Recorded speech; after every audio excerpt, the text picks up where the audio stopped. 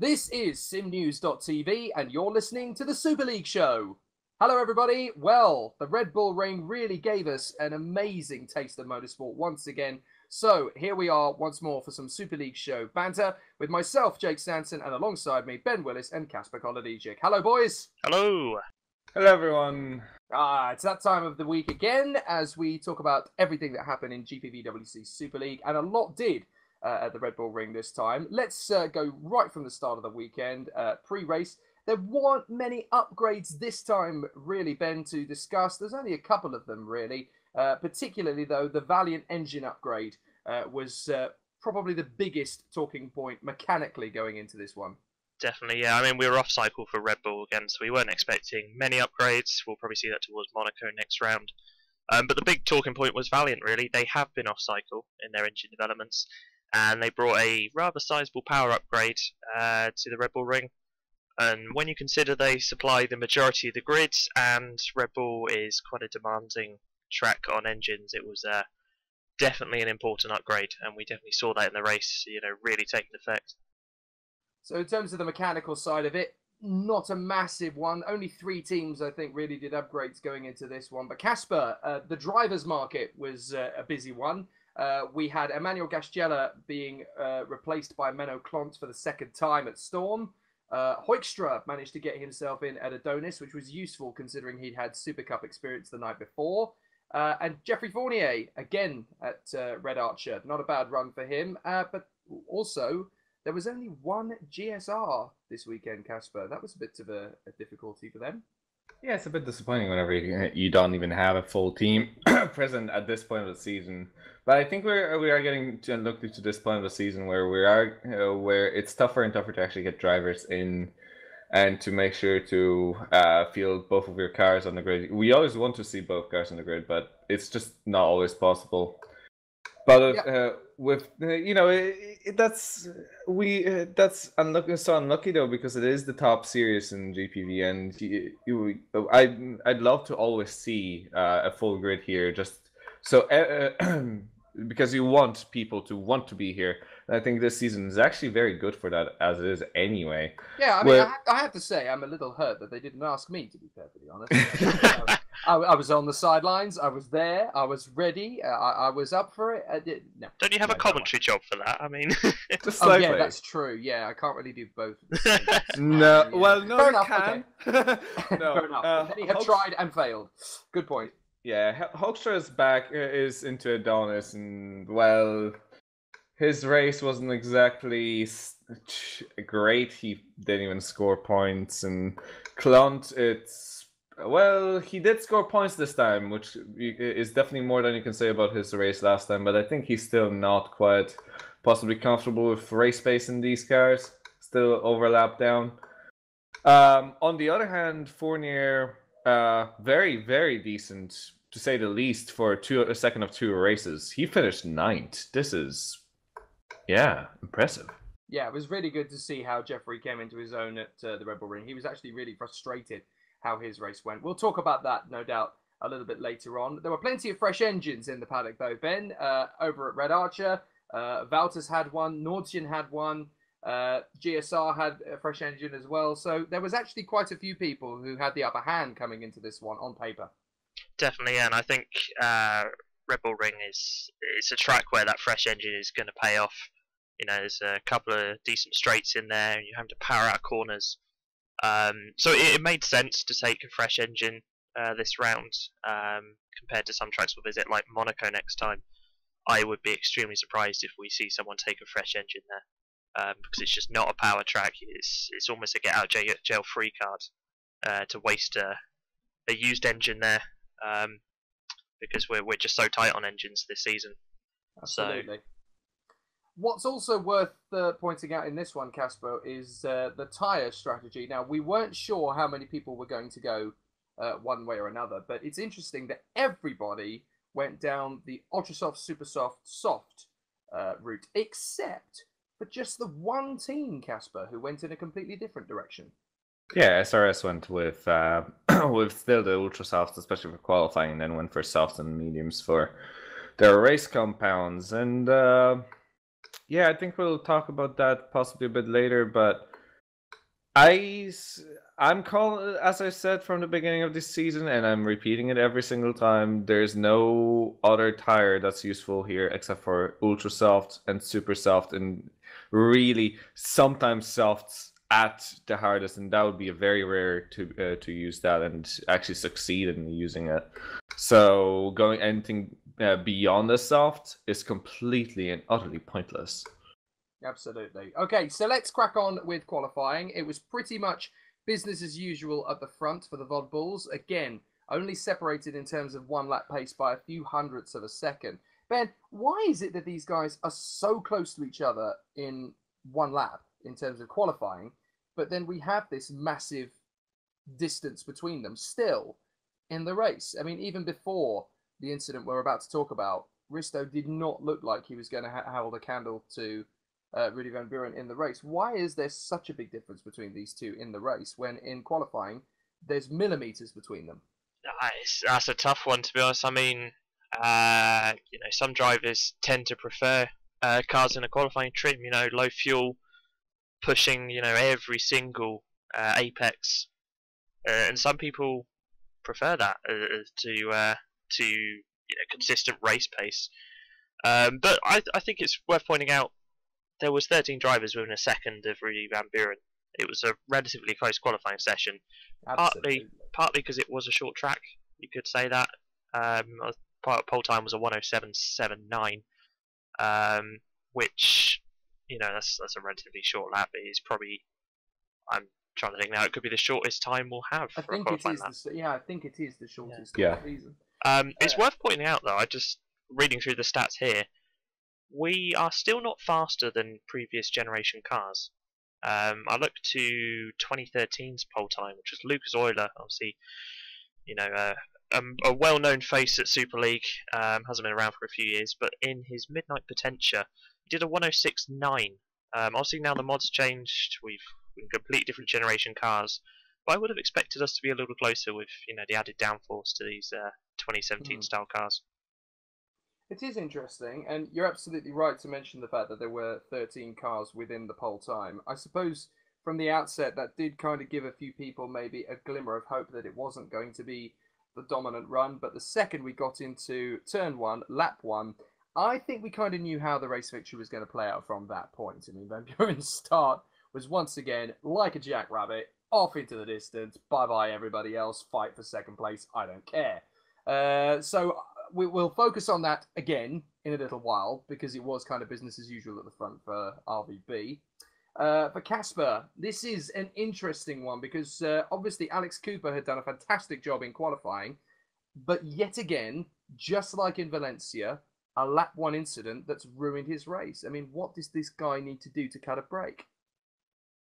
Well, at this point, you'd nearly be thinking of possibly, and this is a terrible thing to say for a race driver, but maybe slightly give, I don't know, maybe just try to take it a bit more easy, even if you think that's not your fault in an incident, or if you or just take it a bit easier, because if you do get crashed out, if you do crash, if you do whatever, if it's your fault or otherwise, I mean, it's a race ruined, and you can always regain one position if you do well. So I'd say that's exactly what he has to do. Just take the first lap easier. Okay, well, I want to put it to you then, Ben, because we've had, Alex Cooper is a race winner this year. Let's play devil's advocate here, because he's been in incidents in the last two races on the first lap.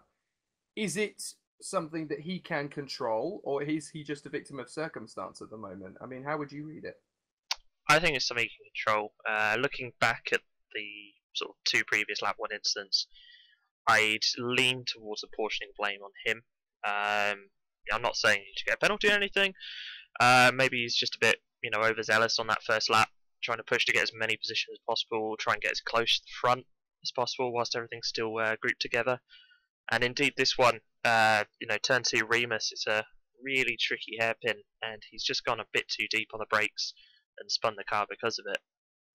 So I think, coming to Monaco, a track where you've got to be so careful to keep out the walls, you've got to try not to over push, just needs to maybe just reel it back a bit on that first lap, It's just sort of, get a few laps on his belt, keep it all calm, and then push from there.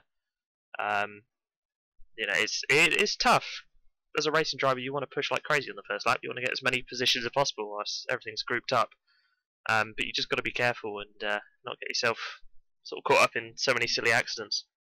And obviously, again, because of him being low down the order, he was trying to work his way through the field and got caught up in a couple of other incidents in the process of doing that, which is quite common when a driver out of position a long way down the order finds himself having to fight their way through, which again we'll talk about a little bit later on. Meanwhile, over at Nordjylland, this race, Kacper, we finally really got to see the navy blue boys out there doing what we know Nordjylland to be doing best. Okay, they're not quite on the same pace as Vod Bull. We didn't really expect them to be, but they were genuinely looking like race winners again this time. No, after very much criticizing them last time, I have absolutely nothing wrong to say or bad to say about them this time, especially about Fidok. David has just put out a fantastic run this entire race, and I think he's back up to it, and if he can keep this up, he may even put a fight to at the very least second place, but the championship fight is still in the contention, and we're still early on in the season. So if he can just keep this going, I'd say this is going to be this could be a restart of a really good season for them. Yeah, and I kind of want to come to David Fidok a little bit here, Ben, because there is an incident that is currently with race officials being investigated at the moment. It's a difficult one to call because I personally feel we're referring, for those who aren't sure what we're talking about, the turn 1 incident. Risto is ahead of David Fidok, and just as Fidok dives to the right, he just catches Risto's right rear tyre, and that's enough for him to spin, and it was basically game over for the podium for Risto up to that point, which is incredible when you consider he then eventually got there. But I don't know how I would call this, Ben, because as far as I'm concerned, the way I read it, it's a racing position these two are having. Fidok is trying to make the overtake. He's just caught him. It's an accident. It happens. But Fidok did gain a position with what they refer to in the karting industry as ABC, which is avoidable body contact. Yeah. Now, does that mean that David should have got a penalty for that or not? How would you read it? Well, I guess putting my XDC hat on it's a tough one to call. I mean, a fair play to Fidok for trying. He got a better run out of turn 1. Kacper was a little onto sort of the AstroTurf on the exit, so maybe he got a slow exit out the corner, and that's why Fidok seemed to get that better run. But then he has moved to the right, and his left part of his front wing has just clipped the rear tyre of Kacper. It's enough to unsettle the car, and as much as I think Fidok had a brilliant race, it's great he got P2, he has caused avoidable contact and he's gained from it. And I don't see any other way apart from a penalty there, because it's affected Kacper's race. The reason I asked this question is because it's ironic that I'm using an example of myself here. From Formula Challenge at Valencia, I was driving through turn 1, ironically again, with another driver on my tail. Now, I didn't realize at the time, being the amateur that I was, that I had somebody on my tail. So when I lost the back of my car on the exit of turn 1 and slewed across to the right, there was somebody there, David Joseph, I think it was there. And I hadn't even seen him. And I felt a sort of a snap of the car, and I thought that was just the car recovering. What I didn't realize is that I'd actually taken poor David out of the race and into the wall. So, I ended up getting a penalty for that myself. I ended up getting half a minute added onto my time, 2 points onto my license. Now, is this, Kacper, a similar sort of incident, would you say? Do you feel that, this is the kind of thing that could potentially have the same kind of penalty adjusted to it? I'm not necessarily sure how the rules really break it down, but I'd say if there's going to be any, I presume, there could be a time penalty, I think. Yeah. So I think honestly, if the DC does feel like as if this was a situation like this, and again, as Ben has pointed out, he does think so from his point of view. I think he can very much lose that second place, but yeah. So that could be something like that. All right, yeah. To jump in on that, I personally, if I was to give a penalty for that, I'd be looking at the minor penalty for avoidable contact, which, based on previous handing outs, we saw one at Valencia for Daniel Sharanko. It's a 10-second time penalty and a 5-slot grid demotion and 1 license points docked. So I don't think he'd lose second place. He would. Would he? 10 seconds? With 10 seconds, he would be less than a second behind Morris. Oh, he would be third. Okay. He would be fourth. He'd be fourth. Oh, right. Okay. Okay, so yeah, I think that if he was to get a penalty, and again, it's not ours to judge. It'll be the DC. They've got plenty of camera angles. They'll look through it. They got the server replay logs, etc. But if it was to be a penalty, most likely a 10-second, he'd be down in fourth. 5-place grid penalty for next race. Obviously, that knocks on. That's going to hinder him, especially in Monaco. Yeah, I mean that's what I got. I got that. I got a 5-place grid penalty demotion. Naughty not Jake. Not the time bitter or anything. Moving on. Rudy Van Buren out in the front. Well, what else do we say here, really, Ben? I mean, he had the car out in front, got into the lead. We never saw him again. Everything was spot on in terms of the setup. He made the switch of compounds at exactly the right moment. Just got one stint of ultra softs out of the way. Went straight onto the super softs, and that was it. We never saw him again. I am continually amazed by Rudy Van Buren's football car. Race in, race out, that thing looks so hooked up. It's insane. I don't know how they've got it in the setup. Obviously, I still work closely with Woods, with the Trinity guys, with GSR, and we just can't, fathom how VB can get that car set up so well to the point that they're seconds a lap faster. It's almost as if it's glued to the road. And also, I'm sure we'll talk about tyres in a sec. But just to point out, on Rudy's super soft stints, he was doing 15 laps. People were doing 10 or 11. Nobody could touch him on that, and he managed to get a 4 pit stop race out of it. It's just, I'm run out of words to explain how amazing these kind of drives are. Yep, it is an absolutely flawless car and a flawless driver on a flawless strategy. I mean, what else can you do at the moment? So we need to look at the battles behind them then. As we mentioned, Rudy Van Buren did about sort of 15 laps on a 4-stop. Risto Capit did pretty much the same thing, Kacper. He had to do it on soft tyres, though, because obviously after his spin, he couldn't really risk wasting too much time because he'd already had to make a pit stop to repair damage. So they went straight for soft tyres to try and keep him out as long as possible. And it ended up working because he still ended up on the podium. He did, and it was a very impressive. P5. So he didn't end up on the podium. My apologies. No, he didn't. P5. Yeah, he was close. He was close. He was there, not too far off. But his tires were just too slow near the end of the race, and he did get overtaken by Baldy and Morris in the closing laps. But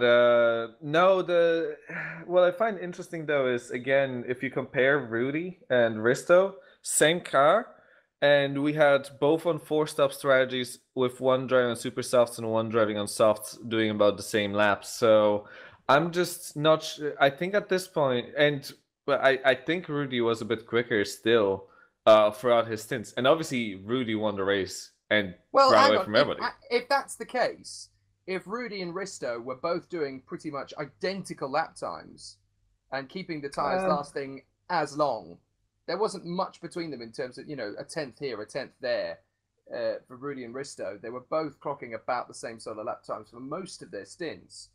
Am I wrong on that? Sorry, I thought no, I'm not. I don't think he was doing the same times. I mean, it ended up being that Rudy was definitely faster on super softs, at least at the very beginning, and they managed to make the tires last the same amount of time laps, and there were two compounds between them. It was softs and super, or actually, sorry, a compound between them, so super softs and softs. So. Yeah. A very impressive showing there from Van Buren. It really kind of highlights, You know, Yeah, same car as well. Actually do same car, a compound that the tires should be dying 4 laps before Risto, and yet he's able to keep them going the same length of time as the set of softs. That is absolutely astonishing. Yeah, the difference of their fastest laps are half a second. That is incredible. Absolutely incredible.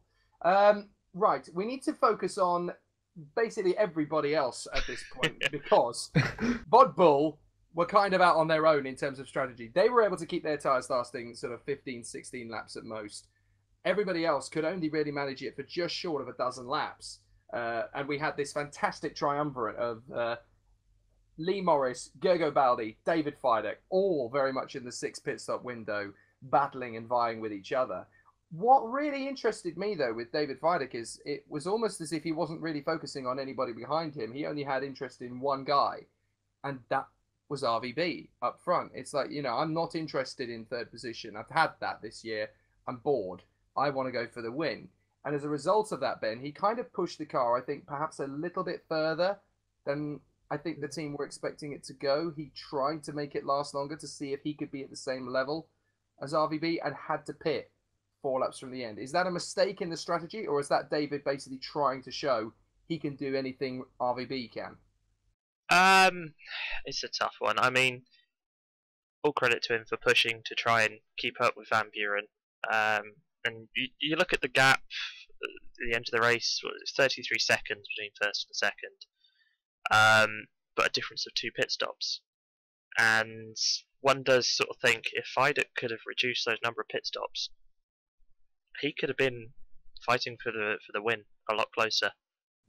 So I do sort of slightly question that strategy, but you know, they'll learn from it. They'll move on, and there's still plenty of opportunities for a good scrap between those two. Absolutely. Yeah. Now there's one team I want to focus on in particular in terms of a team that really impressed me.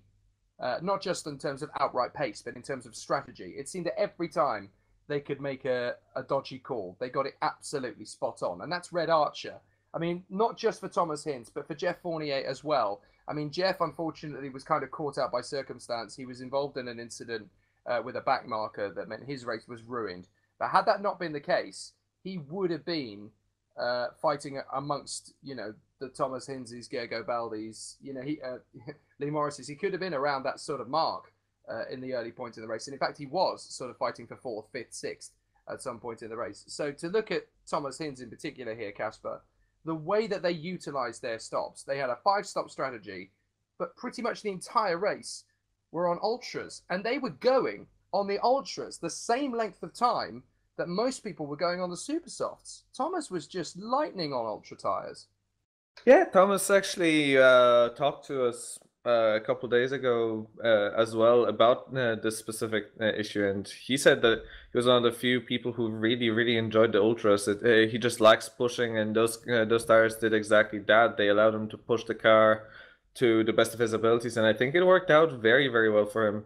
And to be honest, 5 stops on ultras, when we see someone like David Fidek, Gergo Baldi, you know, going 6 stoppers with mostly, you know, we'd be talking super softs, ultra softs.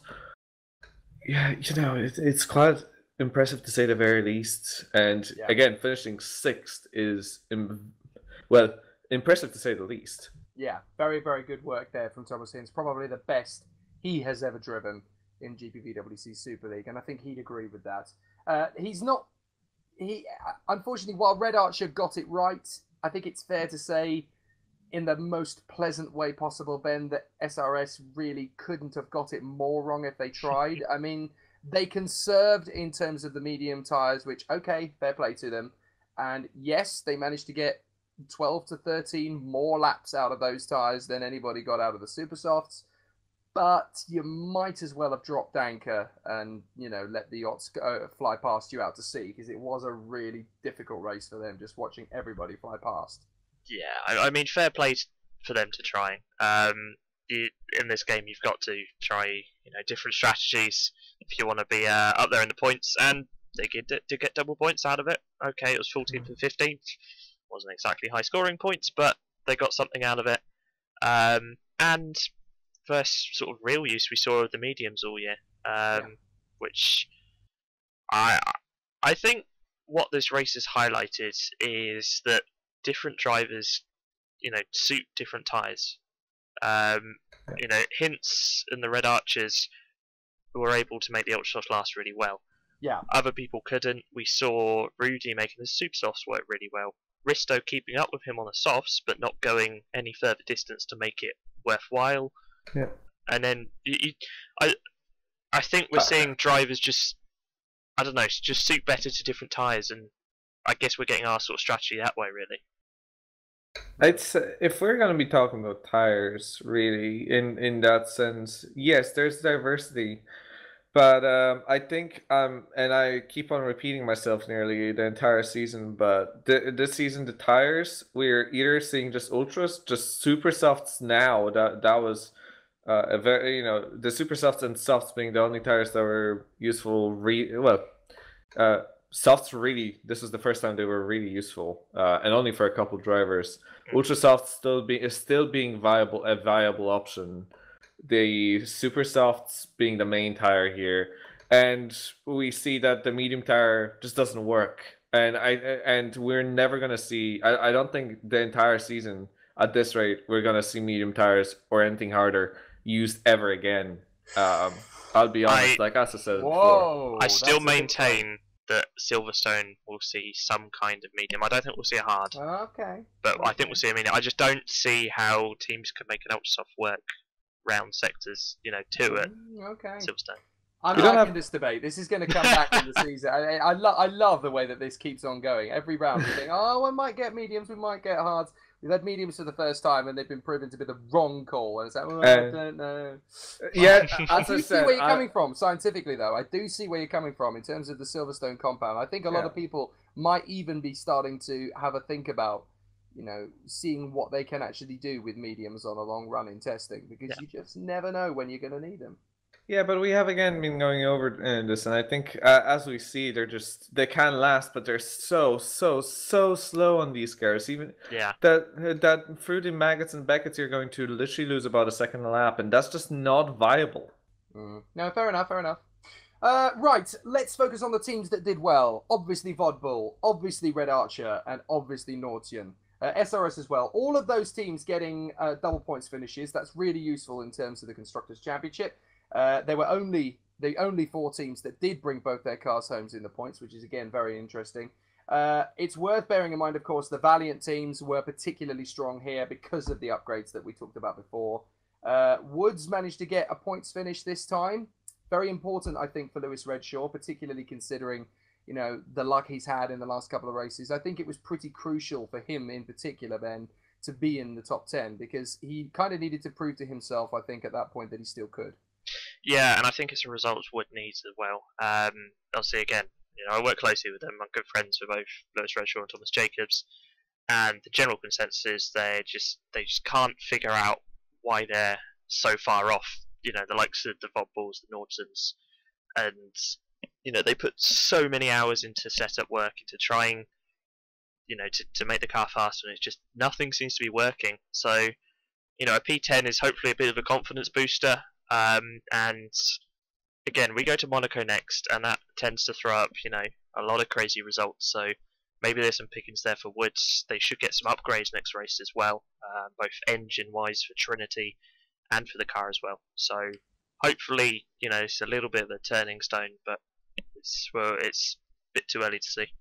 I'm campaigning for an Olivier Panis style race victory. Yes, please. In Monaco. I think. Do you know what? I think we will see that not just in Super League this time, but I think we could see it also in Super Cups 2 races and in Formula Challenges 2 races. I think the form book this time in particular could just be thrown completely out of the window. But what is going to be interesting, we'll talk about the Monaco thing in a minute, definitely, I suppose, because that is important. Fran Lopez, Kacper. Now, obviously, Valencia, he was mighty. He was absolutely brilliant. Way to come crashing back down to reality in Red Bull Ring, because it really couldn't have been a more different race if he'd have tried to do it all over again. Yeah, this was not his shining day either. I mean, he definitely improved from his qualifying in the race. He's actually the biggest mover technically in the race, going up from 23rd to 11th. But still, such a bad weekend after Valencia, isn't it? But with Fran Lopez, he got a fantastic couple of laps in right up behind RVB. He decided to show him, if we had the same equipment, mate, you'd be in trouble, which was quite a fun little moment in the race. I kind of wish we'd have asked Rudy about that post-race. As to, do you know what Fran was doing? Did Fran know what he was doing? We're not entirely sure any of us know what he was doing, but it was great fun to watch for a couple of laps. As if, what are we seeing here? No, one thing that you can't say about Fran is that he's a boring driver. He always has some moment throughout the race. Either there's a lot of positives about his driving, and there are sometimes quite a bit of negatives. And this season we've seen both. So yeah, honestly, I think moments like that are always a bit fun and good to see, but they're also a bit sad considering we know how fast Fran is. You almost make him sound like the Jos Verstappen of Super League. This season he may be. I was about to say he reminds me of Max Verstappen as well. Like sometimes he's insanely fast and always up there, and next minute he's getting himself involved in a silly little incident, or just doesn't have quite the pace, or he doesn't have the luck. I see your point there. Yeah, it's a good comparison. And to be honest, last season he was incredibly quick by the end of the season. And he was shining. But at the beginning of this season, he's just been... I don't know. He may just... First of all, we're seeing that the team he has joined for this season is just way below what his last year's team is capable of. Red Archer is way in front of Adonis. Which Adonis was a championship contender last season, and Red Archer wasn't. So it was just a very bad move from Fran. Yeah, it's like he's jumped ship at exactly the wrong moment almost, which is a real shame. Right, Storm. I am baffled by this, to be perfectly honest, because on paper, these guys should have the second best package. Behind Vodball, they should have the second best package. And yet, Menno filling in for Emmanuel Gesgela, and then we have Adrian McNaughton struggling. What is happening with this team? Because they should be much further up the grid than they seem to be able to get at the moment. I don't know. On paper they should be doing a lot better, and they really are underperforming on paper. Whether they're getting their strategies wrong, I mean, not having Gesgela for the last two races as well has hindered them a bit. He's arguably Storm's number one driver. I think McNaughton himself would admit Gesgela's the faster one out of the two and the one more likely to be fighting up front. So to miss him the last few races has hindered the team. Klont's a good driver. Don't get me wrong. He doesn't have the pace of Gesgela though. But again, to pick up points as a fill-in is good. But the problem is they're upgrading off cycle to get an advantage. The first time they did that at China, it rained, they lost that advantage. Here was dry, it's perfect conditions if their car, again, on paper, is going to be faster. And they just seem to have sort of squandered that chance. I don't know if they can keep continuing like that. It's tough. I'm not too sure, to be honest. It's just tough. Yeah, I think it really is Gesgela's absence that's really pulling them down as well. Gesgela is arguably one of the top. Well, he is one of the top drivers on this grid. Definitely. And we last season was very tough for him, especially. But he has shown some greatness. But this season was a lot better. And now missing him for the last two races is nearly a little bit of a disaster. Like, let's be honest, it is a disaster for Storm. Yeah. Right, we need to talk about the elephant in the room. That battle between Lee Morris and Gergo Baldi. Oh my gosh, that was just magnificent. That was grandstand motor racing. And the fact that battle kept coming back time and time again. But the one thing, we know that both Lee and Gergo are going to give it gusto every single time. They're not going to ease up on each other. They're going to push it like stink, which is exactly what we got. And we got magnificent entertainment from that. But I have to ask here, Kacper, the Mad Cape pit stop strategies. Surely in time for Monaco, they need to think about their pit stop times here, because ultimately Morris could easily have been second or third in that motor race, but they lost time in the pits when it was really crucial for them not to be, second guessing this. Surely Mad Cape has to consider for Monaco in particular, where track position is everything, they have got to be on top of their pit stops next time. Yeah, no, that is very much it. In Monaco, it's going to be crucial, and if you're going to be losing your positions, or just precious tenths of seconds, even hundreds of seconds, sometimes can decide whether you what position you're going to end up in. And in Monaco, again, with overtaking being so very difficult, it's just so crucial to have that one element just perfectly right.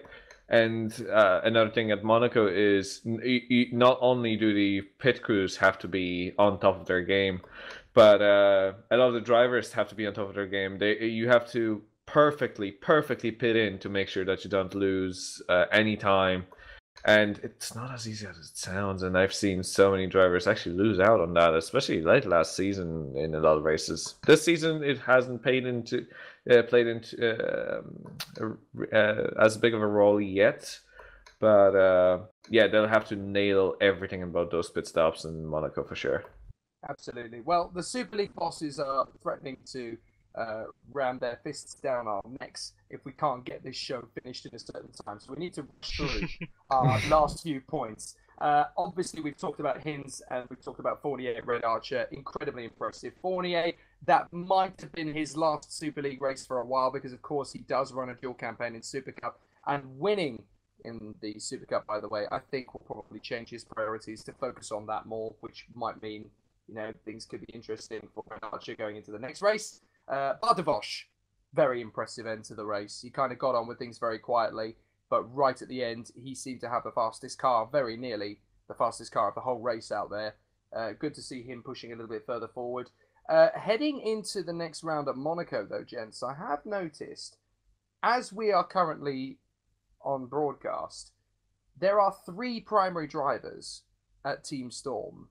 What is going on here? Are we having a sort of a Sauber F1 meltdown of internal communications? What exactly?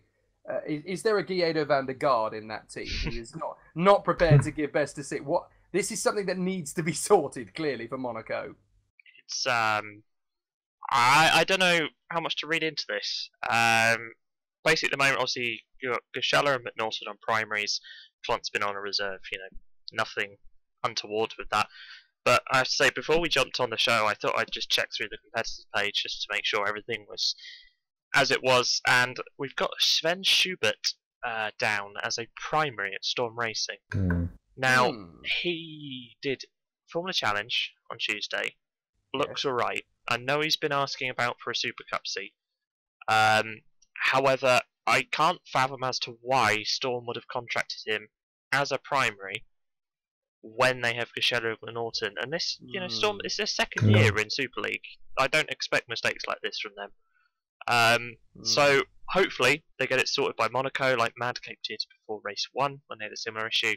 And there won't be any penalties. Nothing's going to happen. So yeah, I'm just hoping that obviously this is going to be a slight hiccup for them and nothing else. The last thing I think anybody wants to see, guys, is a penalty for a little error, especially if it's something that doesn't need to be a big problem. So we're hoping that that's just academic. Right. Bests and worsts. We're at that closing point of the show. Who did well? Who didn't?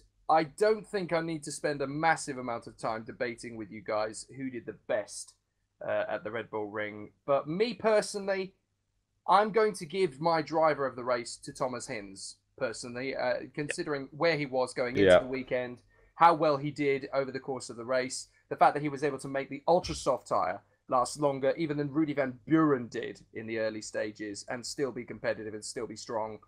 That deserves respect. It does. And going 7 places up from his starting position, I think that's very clear. Thomas Hinz, clearly clearly the driver of the day for me. Yeah. Yeah, I can't argue with that either. I thought he put in a great performance. Red Archer really capitalised on having, a solid upgraded car, decent engine wear as well. So, top job. Fantastic. Who was our lackluster driver of the weekend? Kacper, any thoughts on this one? Who really needed Let's see. Well, of all things, you couldn't even blame the driver himself. I guess we could just say that. Yeah, the one driver that finished really as the last driver, possibly Taranko. I'm not entirely sure. I don't really have, Right. I don't really have too many really bad moments or really bad drivers to point out. But yeah, there are Taranko just being disappointing again. Well, of course, don't ask Florian Gaia who his least favourite driver of the race was, because, of course, he's going to argue that it's a chap called Lee Morris. Obviously, after being squeezed off into the gravel trap in the first car. I'm not sure either of those could really be credited with that title either. Lee's a racing driver, so is Florian. One of those incidents, but good recovery from Florian to get back into the top 7. Yeah, I wouldn't say either of those qualify for it. Anyone else worth a mention, though, Ben? Ryan Walker, maybe. I mean, he was doing okay, sort of between 10th and 13th in that sort of midfield, and then just had a little bit of an accident, exit of turn 2, spun it, and plonked the wing off, and then decided to park it. When we say a little bit... Okay, it was quite a big thud. It was quite a heavy whack, yeah. So yeah, Ryan Walker or Tobias Olsen, just didn't look comfortable with the car at all and decided to park it after 11 laps, which is a bit of a shame in that Hawkeye. It's a decent car, it's a good midfield car, and I think if they want to have a good chance, scoring well, both Cooper and Olsen need to, start getting some more regular points and higher points as well. Yeah, I'm gonna plot for Mr. Lopez on this occasion. The reason I say Fran Lopez is because the contrast from Valencia to Red Bull Ring was just so big. There's such a massive window between how good he was in Valencia and how average he was at Red Bull Ring. I think we're learning his weak point this season is inconsistency. Yeah, absolutely, and that's going to hurt his ultimate pace and his development, and hopefully it's something they can get right by Monaco. Which, speaking of, in the words of Jensen Button, next up, it's Monaco, baby. Yeah, it's going to be awesome. We're really looking forward to this one because we genuinely have no idea at all how the current generation of Super League car is going to measure up at Monaco. And we can't even really, with any conviction, Kacper, go into this weekend thinking, oh, Rudy Van Buren's got this again. It's just going to be complete dominance. Because we've seen, when Rudy Van Buren makes a mistake, it doesn't happen very often, but when it does, there has been room in the first 5 races for him to get them back. He won't have that room at Monaco. So perhaps the pressure is on him even more to be absolutely flawless this time, because if he makes one error, that's it, game over. Yeah, but again, with the pace he's been shown, he can just ease off by 0.1, 0.2 of a second a lap and still be the fastest driver on the grid. Tell that to Ayrton Senna. The moment he eased up in 88 Monaco, bang, into the wall. It's just changing. You have to keep your concentration always, so that's also another thing. But also something that could be said. Yeah, we don't know how these cars are going to measure up in the race. We don't know how the cars are going to fit on the track either, because remember, they're wider. So good point. This is going to be. We literally wouldn't really know how these cars are going to be side by side yet. On that track, if it's even possible to attempt an overtake. Yeah, I almost want to see if we can do a live broadcast of a practice session this time, because that's going to be such an eye-opener for the drivers out there who will actually be running wheel to wheel with each other for the first time at racing speeds, and that could be very entertaining. Could be. So, yeah. That's going to be an interesting one. We're obviously going to have to find out what happens in a little over a week now before we've got some great action. Don't forget, of course, on 17th of May, more great radio from SimNews.TV from the Scrutineer. All of the technical ins and outs of GPVWC Superleague. 22nd of May, don't forget, Parker's Pit Stop. Yep, 8 p.m. once again. And then, of course, we have a week of non-stop Monaco action. It is going to be absolutely brilliant next week. We are on the 16th, the 17th, and the 18th of May, of course. And it is going to be my last GPVWC commentary before I fly out to France itself. Because, of course, yeah, I'm moving over to France that end of the weekend to go and cover the good old Formula 3 Grand Prix at Pau. So I'll let you know how that goes. From one street racing to another. So, yeah, I'll be absolutely knackered by the end of Thursday night because I will have to be up in time for a plane. But don't worry, guys, not letting you down. Wouldn't miss GPVWC Super League for all the tea in India, in China, and Great Britain put together. It's going to be absolutely mega. So make sure you're there on Tuesday night, Wednesday night, and Thursday night at 7:30 p.m. for all the action from Monte Carlo on those famous streets. Ben Willis and Kacper Kolodicic, thank you very much indeed once again for being my company for this evening. No worries, thanks.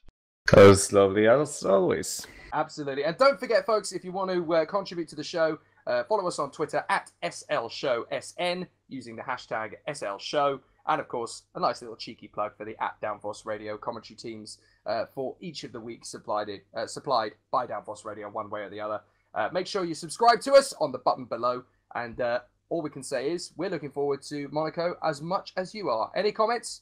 Do please chuck them in. We'll make sure we get them either into the broadcast or the next edition. I'm Jake Sanson on behalf of myself, Ben Willis and Kacper Kolodicic. Thanks for listening to the Superleague Show on SimNews.TV. See you again in 2 weeks.